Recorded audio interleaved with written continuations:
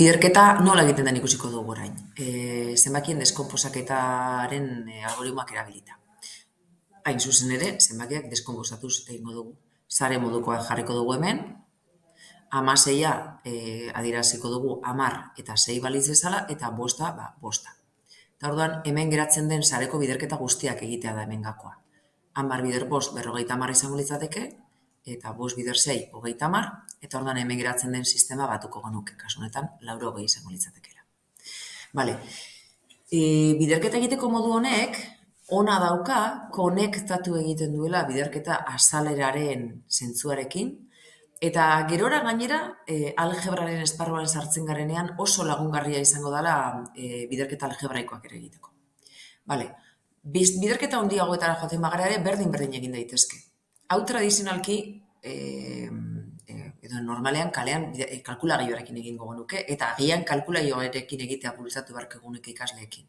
Hau izango litzateke agian buruz edo papelean egiteko horietako bat, eta hau kalkulagailura joango litzatekena. Baina, nahiko bagenu algoritmoz egitea, gorra egingo nuke. 30 eta 6, adieraziko genituzke 36 eta 20 eta 4, 24 Orduan, hemen sortzen den sare honetako, biderketa partzialak egingo genituzke nola baita esateko.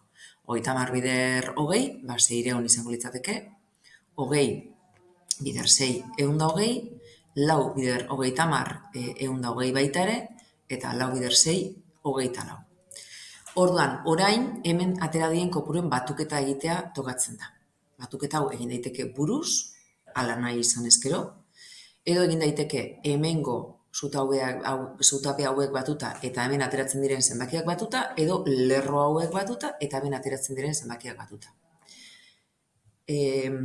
Buruz jarduten moldatzen ez direnentzako agian egokiena izan daiteke hauek batzea gero hemen sortzen den batuketa ere egin ahal izateko. Kasu honetan izango litzateke 720, eta hemen izango litzateke 154, eta gero bi hauen batuketa egingo genuke. Lehen adierazi dugun bezala, aurreko bideo baten adierazi dugun bezala, izango litzateke 800, 60 eta 4. 800 eta 64.